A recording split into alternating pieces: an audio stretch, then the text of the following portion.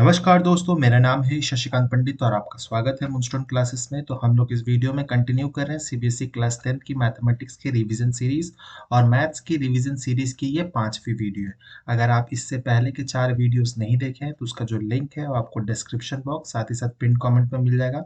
ये पांचों ही वीडियो काफ़ी ही बहुत ज़्यादा इंपॉर्टेंट रहेंगे आपके फोर्थ कमिंग बोर्ड्स एग्जाम्स के लिए, ठीक है। तो इसे ज़रूर देखिएगा एंड प्रैक्टिस जितना हो सके कीजिएगा। तो इस वीडियो में हम लोग 20 क्वेश्चन सॉल्व करेंगे, सारे ही एमसीक्यू बेस्ड क्वेश्चन होंगे। तो इस वीडियो को स्टार्ट करने से पहले आप कॉपी और पेन ले लीजिए और मैं जैसे करते जाऊंगा उसी तरह से आप भी करते जाइएगा और पॉज करके आप आंसर खुद निकालिए, उसके बाद मैच कीजिए मेरे आंसर से। इससे क्या होगा, आपका भी प्रैक्टिस हो जाएगा एंड दोनों का काम हो जाएगा, ठीक है। तो इस वीडियो को अंत तक जरूर देखिएगा और अगर वीडियो अच्छा लगे तो लाइक शेयर सब्सक्राइब जरूर कर दीजिएगा। तो चलिए बिना टाइम वेस्ट किए हम लोग सबसे पहला क्वेश्चन देख लेते हैं। पहला क्वेश्चन है हमारा, if two positive integers A and B are written as, A दिया गया है इस तरह में एंड बी दिया गया है, where x and y are prime numbers, ठीक है। Then the result obtained by dividing the product of the positive integers by the LCM, ठीक है। तो हमें निकालना क्या है, product product of the numbers, product of A B and LCM of A and B, हमें ये ही निकालना है, ठीक है। ऑप्शंस दिए गए हैं।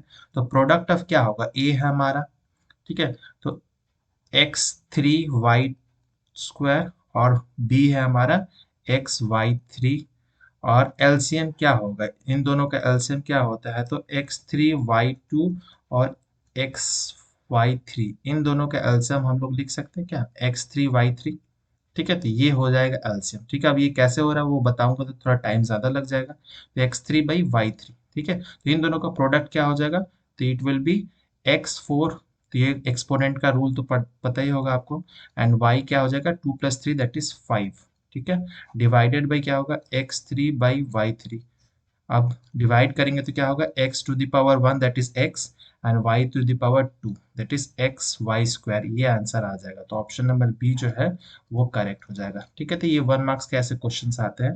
तो जस्ट हमें product divided by the LCM, तो एलसीएम यही निकलेगा, ठीक है। सेकंड क्वेश्चन पे चलते हैं हम लोग।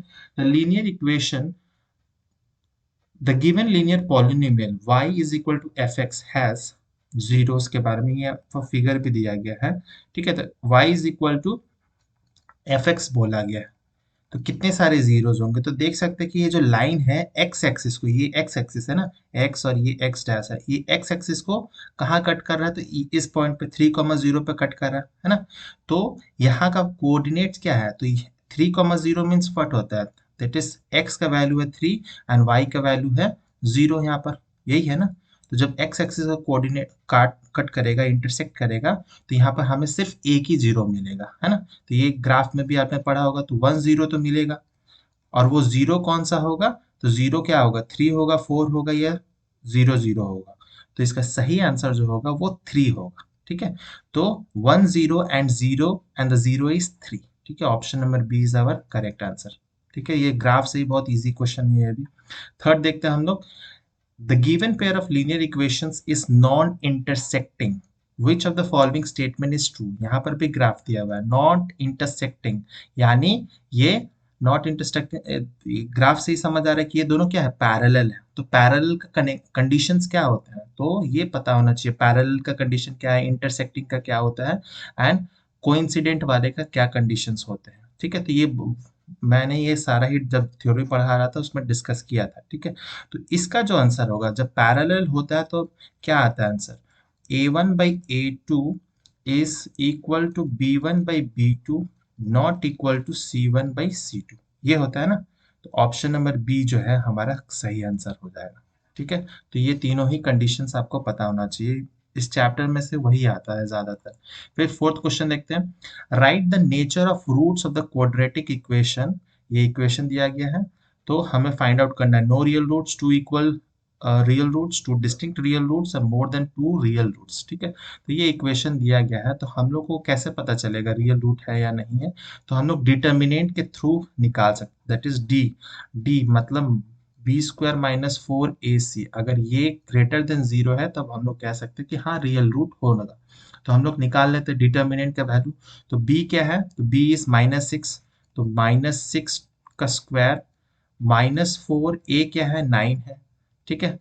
c क्या है हमारा -2 है। साइन देखना बहुत जरूरी है, नहीं तो गलत हो जाएगा। -6 का स्क्वायर 36 होगा प्लस में, फिर 4 इंटू 9 दैट इज 36, 36 इंटू 2 होता है 72, और माइनस माइनस क्या हो जाएगा, प्लस हो जाएगा, ठीक है। तो 36 प्लस 72 कितना हो गया, 108, और 108 जीरो से बड़ा है, मतलब रियल रूट्स होंगे, ठीक है। और इसका सही आंसर क्या होगा फिर, तो टू डिस्टिंक्ट रियल रूट्स होंगे, इसके अलग अलग दो रूट्स होंगे, ठीक है। और ये क्योंकि पता ही है आपको आसानी से कि ये क्वाड्रेटिक इक्वेशन, और क्वाड्रेटिक इक्वेशन में दो जीरोस तो होते ही हैं। जैसे लीनियर इक्वेशन में सिर्फ एक जीरोस होता है, क्वाड्रेटिक इक्वेशन में दो होता है, क्यूबिक में 3 होता है ना। तो ऑप्शन नंबर सी हो जाएगा करेक्ट आंसर। बहुत ईजी है ये भी। फिर पांचवा में चलते हैं। Two APs have a same common difference. The first term of one of these is -1 and the other is -8. Then the difference between the fourth term is, तो थोड़ा ये कंफ्यूजिंग लग सकता है और इसमें थोड़ा बहुत करना पड़ेगा। तो दो AP है, ठीक है, AP1 और AP2, दोनों में कॉमन डिफरेंस D है, ये दे दिया गया। फिर A1 क्या दिया हुआ है, एक में दिया -1, और A2 इसको भी हम लोग दे देते हैं। इसमें क्या है, A1 की जगह हम लोग B1 ले लेते हैं, ये हो जाएगा -8, ठीक है।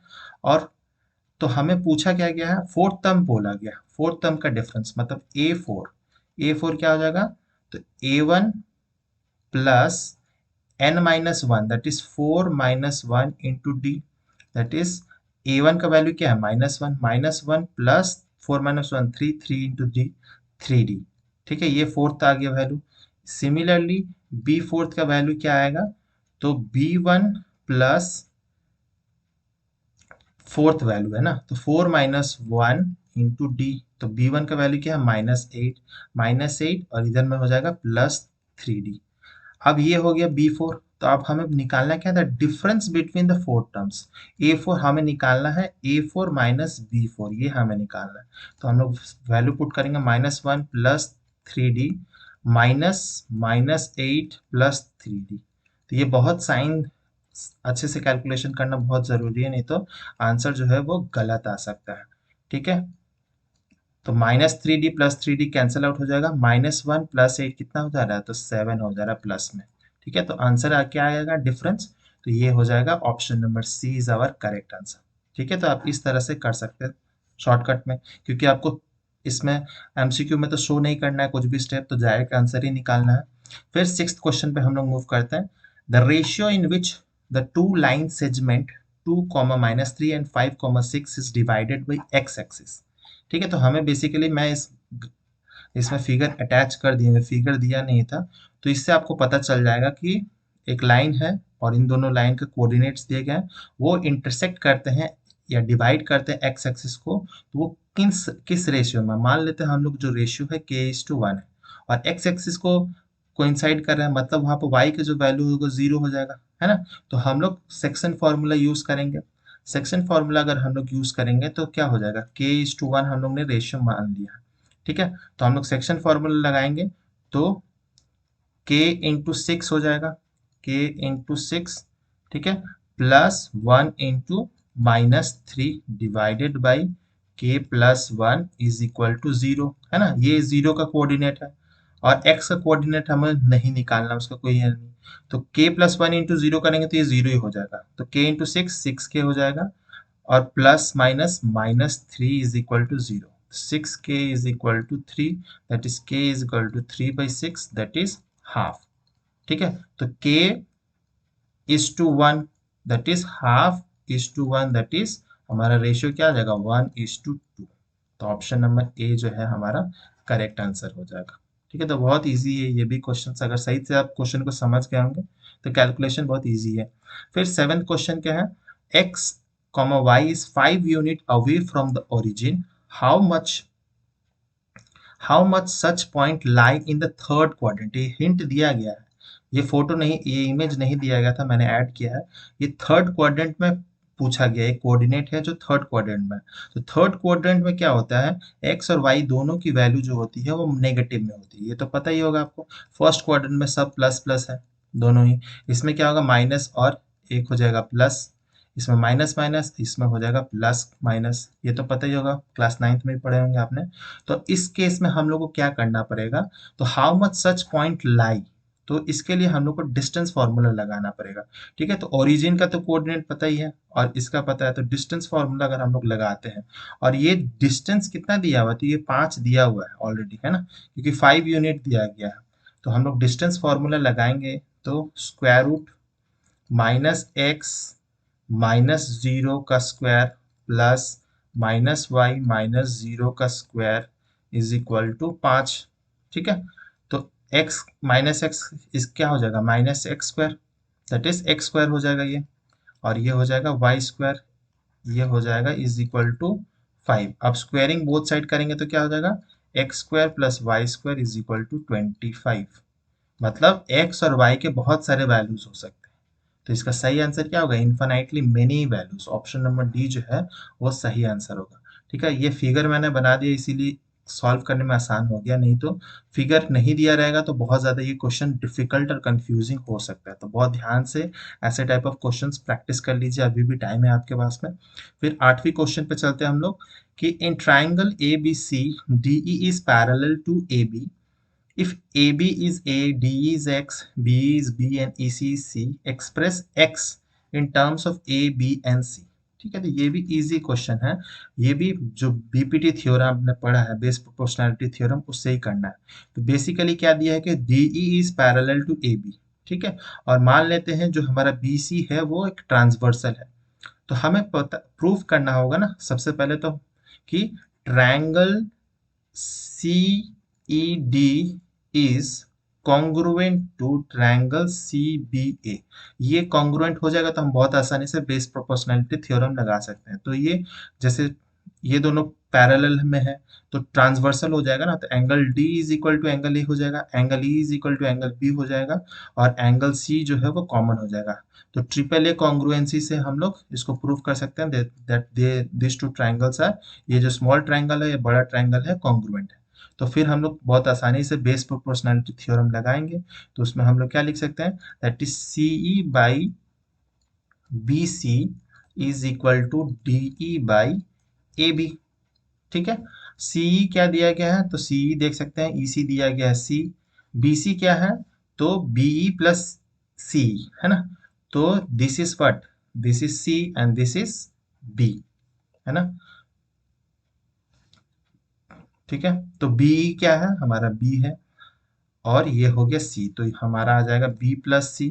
D क्या है, D दिया गया है X, और AB क्या है हमारा A, हमें X निकालना है इन टर्म्स, तो क्या हो जाएगा, ये X क्या हो जाएगा, क्रॉस मल्टीप्लाई होगा तो A into C divided by B plus C.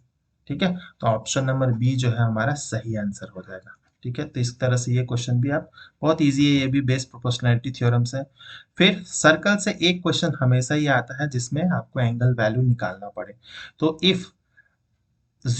if O is the center of the circle and chord PQ makes an angle 50 degree with the tangent PR at the point of contact P, then the angle made by the chord at the center।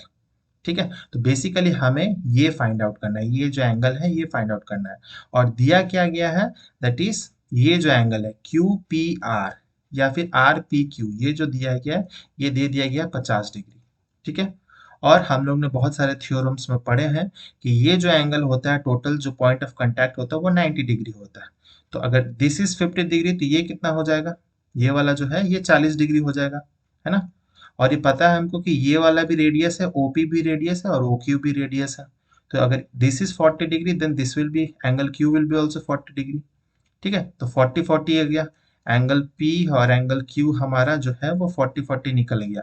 फिर O क्या होगा, हमें निकालना basically O, तो हम लोग वही triangle वाला फॉर्मूला लगाएंगे, that is 40 plus 40 plus angle O is equal to 180 degree. तो एंगल O क्या हो जाएगा, 180 minus 80 degree that is 100 degree. ठीक है, तो ये आंसर आ जाएगा ऑप्शन नंबर बी। क्योंकि ये क्वेश्चन सब आपको ओरल ही करना पड़ेगा, बहुत इजी है ये भी। फिर 10th में चलते हैं हम लोग। अ quadrilateral PQRS is drawn to circumscribe a circle।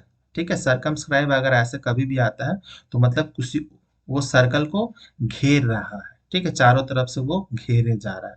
If PQ दे दिया गया है, QR दिया है ना, RS दिया गया, तो हमें लेंथ ऑफ SP दिया है।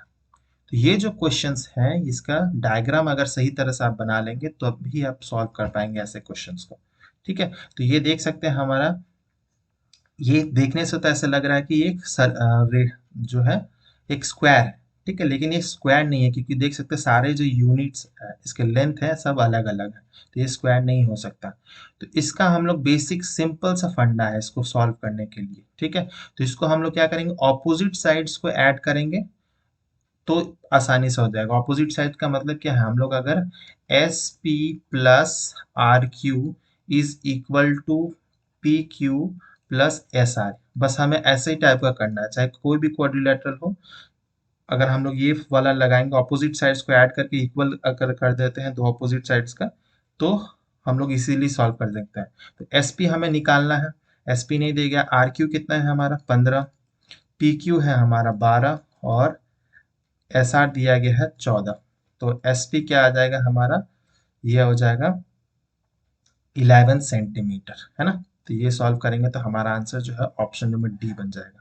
तो ये क्वेश्चन काफी इंटरेस्टिंग है। अगर ये जस्ट अगर अगर ये फॉर्मूला यूज करेंगे तो बहुत आसानी से हो जाएगा, नहीं तो ये बहुत ज्यादा लेंदी हो जाएगा अगर हम लोग ये सारे कैलकुलेट करने लग जाए। S T is equal to S W या W R is equal to R V, अगर ऐसे करके करने लगे तो काफी लेंदी हो जाएगा। तो जस्ट ऑपोजिट साइड्स को ऐड करके इक्वल कर देंगे, उसी को सॉल्व कर देंगे तो हमारा लेंथ निकल जाएगा। ठीक है, नेक्स्ट हम लोग 11th पे चलते हैं। Given that sine theta is equal to A by B, then cos theta निकालने बोला है। तो इसके दो अलग अलग तरीके से निकाला जा सकता है। सबसे पहला तरीका है कि हम लोग ने पढ़ा है sine theta, sine square theta plus cos square theta is equal to 1। ठीक है, तो कॉस स्क्वायर थीटा क्या होता है, इज भी 1 माइनस साइन स्क्वायर थीटा। ठीक है, तो 1 माइनस साइन थीटा क्या है, ए बाई बी, तो उसका स्क्वायर क्या हो जाएगा, ए स्क्वायर बाई बी स्क्वायर। ठीक है, तो ये हम लोग अगर सॉल्व करेंगे तो B square minus A square, ये हो जा रहा है हमारा क्या, तो ये आ गया हमारा कॉस स्क्वायर थीटा। अब हम लोग इसको कॉस थीटा लाना है। ठीक है, तो रूट हो जाएगा, ऊपर में क्या हो जाएगा, B square minus A square divided by what, B square का स्क्वायर रूट करेंगे तो क्या हो जाएगा, बी हो जाएगा। ठीक है, तो आंसर क्या बन रहा है हमारा, B square minus A square by B. तो ऑप्शन नंबर सी बन रहा है। ये तो एक तरीका हो गया पहला वाला। फिर दूसरा जो तरीका है वो है, हम लोग इस तरह से भी थीटा निकाल सकते हैं। साइन थीटा दिया गया है, मतलब sine theta A by B, that is A हो गया परपेंडिकुलर एंड बी हो गया हमारा हाइपोटेन्यूज, और दिस इज थीटा। तो हम लोग बेस निकाल लेंगे, बेस क्या होगा हमारा, तो root over of B square minus A square हो जाएगा, है ना। ये राइट एंगल ट्राइंगल है। फिर हम लोग को बस कॉस थीटा निकालना है, तो कॉस थीटा क्या होता है, तो base upon hypotenuse B square minus A square whole root में है डिवाइडेड बाई बी। तो ये दोनों तरीका से आप कर सकते हैं, जो भी आपको आसान लगे आप कर सकते हो। ऑप्शन नंबर सी ही आंसर आने वाला है। फिर 12 देखते हैं, ये भी हमें सॉल्व करना पड़ेगा और निकालना पड़ेगा क्या होगा, सेक ए प्लस टेन ए। ठीक है, तो इसको कैसे किया जा सकता है, तो हम लोग इसको जस्ट मल्टीप्लाई करेंगे।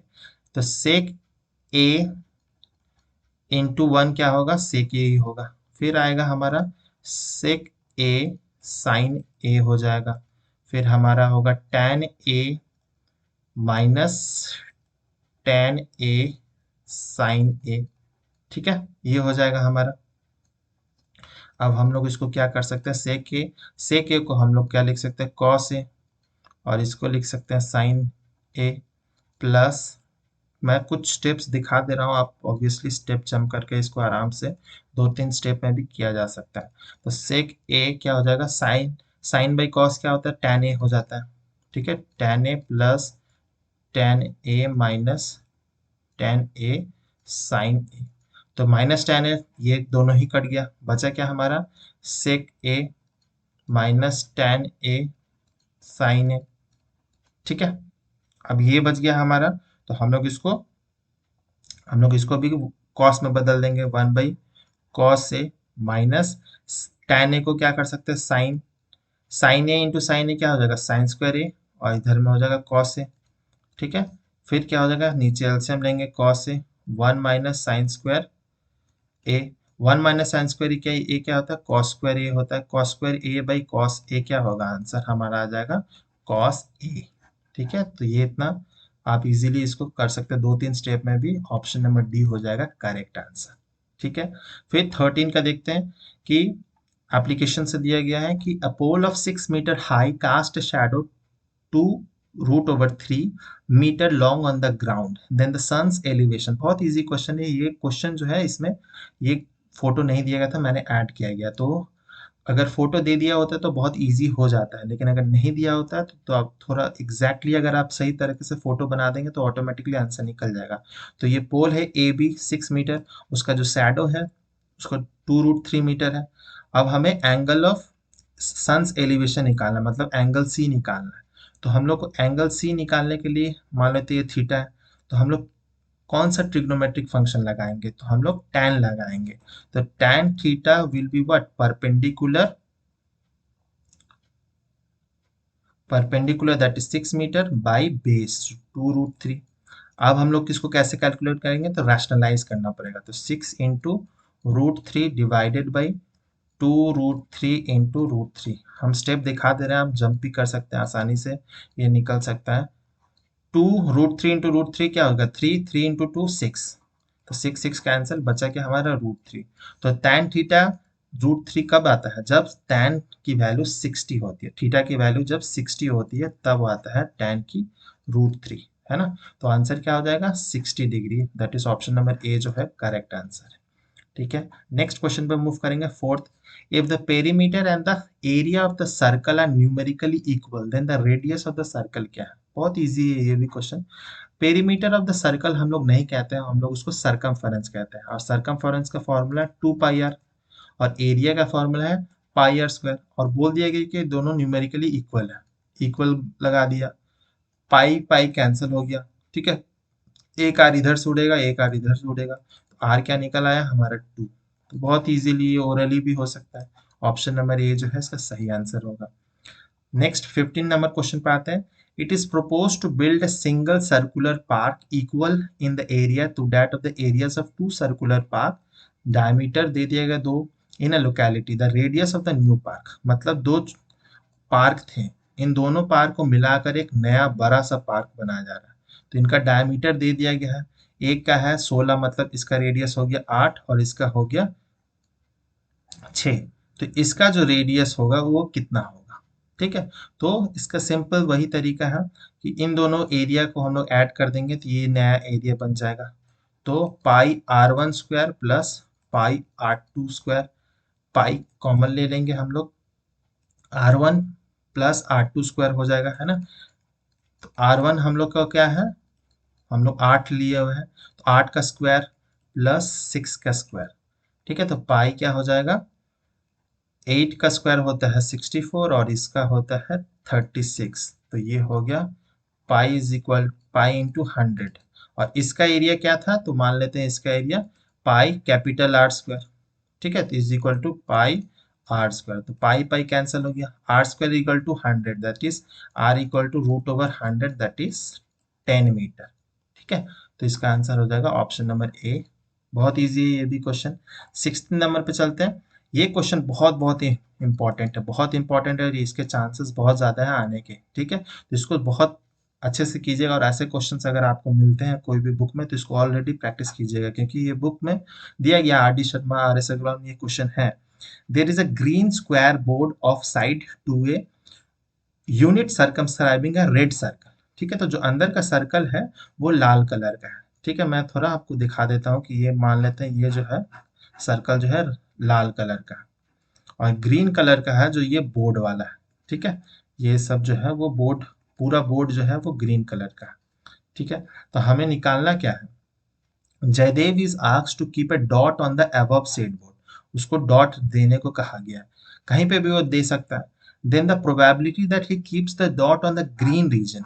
तो ग्रीन रीजन तो बस इतना सा पार्ट है ना, तो हमें निकालना पड़ेगा प्रोबेबिलिटी।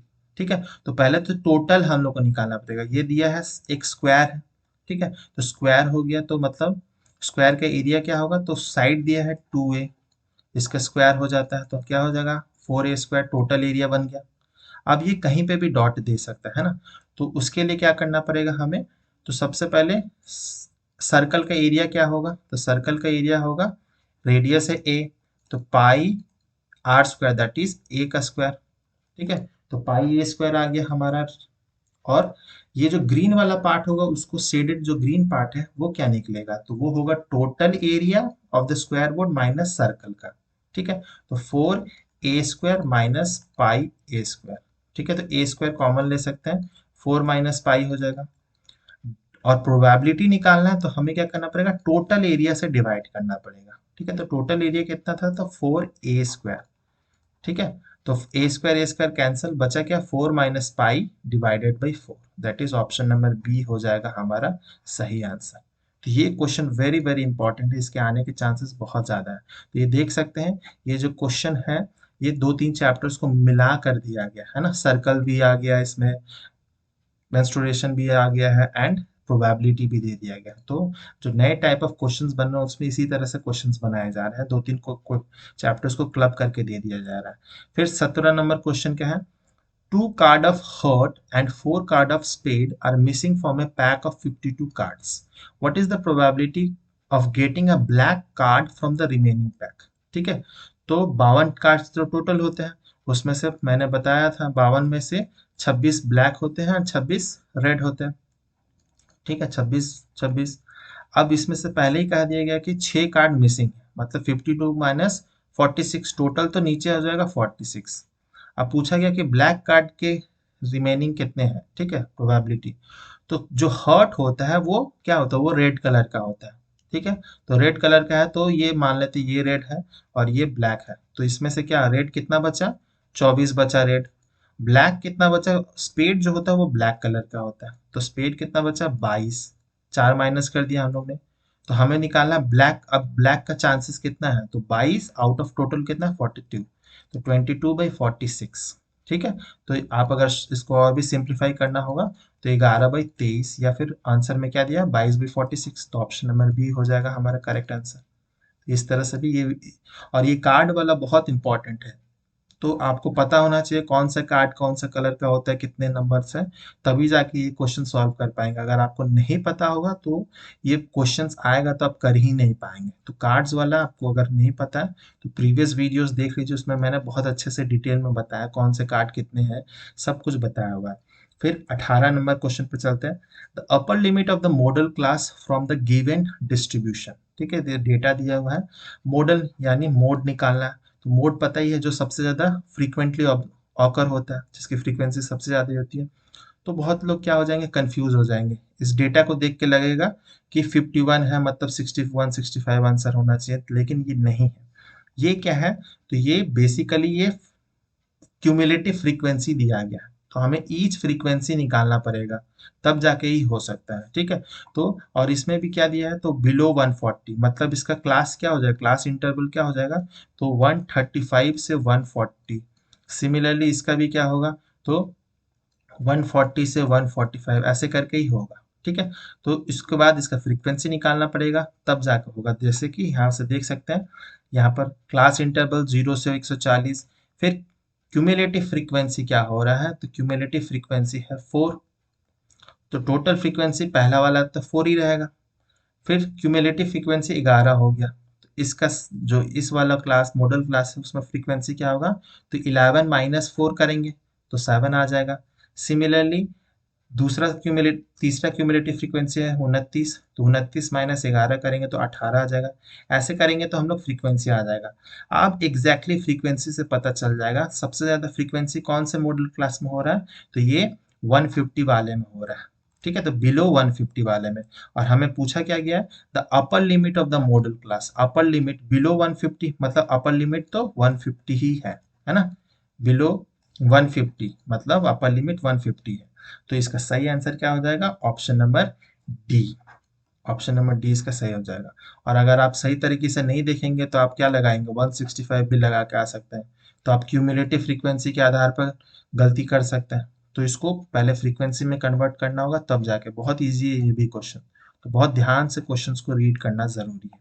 नेक्स्ट हम लोग चलते हैं असर्शन रीजनिंग में। असर्शन दिया गया है that is total surface area of the top. ये जो टॉप मतलब ये जो लट्टू टाइप का होता है, अपने बचपन में हम लोग ने सभी ने खेला होगा, is the sum of the curved surface area of the hemisphere and the curved surface area of the cone. तो ये क्या सही स्टेटमेंट? हाँ बिल्कुल सही। ये जो लट्टू है ये टोटल सरफेस एरिया जो है इसका इसका curved surface area of this hemisphere और साथ ही साथ में curved surface area of this cone को ही करके होता है। फिर top is obtain by fixing the plane surfaces of the hemisphere and the cone together. बहुत इजी है, ठीक है। तो ऑप्शन नंबर ए क्या हो जाएगा? सही आंसर हो जाएगा। That is both assertion and reasons are true and reason जो है करेक्ट एक्सप्लेनेशन भी है। फिर 20 जो आखिरी क्वेश्चन है इस चैप्टर इस वीडियो का वो भी देख लेते हैं। असर्शन दिया गया -5 -52 0 52 is in arithmetic progression. An arithmetic progression cannot have both positive and negative rational number। तो नहीं, ये हो सकता है, क्यों नहीं हो सकता? पॉजिटिव नेगेटिव दोनों ही हो सकता है, तो ये स्टेटमेंट तो गलत हो जाएगा। अब ऊपर वाला देखते हैं सही है कि गलत है। तो फर्स्ट टर्म है -5, सेकेंड टर्म है -52। तो इन दोनों का कॉमन डिफरेंस अगर करेंगे तो क्या होगा? 52 -5, ठीक है। तो क्या हो जाएगा? 52 + 5 दैट इज -47 कॉमन डिफरेंस आ गया। फिर दूसरा कॉमन डिफरेंस करेंगे तो क्या होगा? 0 -52। तो ये कितना आ रहा है? +52 आ रहा है। तो कॉमन डिफरेंस तो सेम नहीं है। तो अगर कॉमन डिफरेंस सेम नहीं है मतलब ये अरिथमेटिक प्रोग्रेशन नहीं है। तो हमारा जो ऑप्शन नंबर डी है, बोथ असर्शन एंड रीजन है जो है वो फॉल्स है।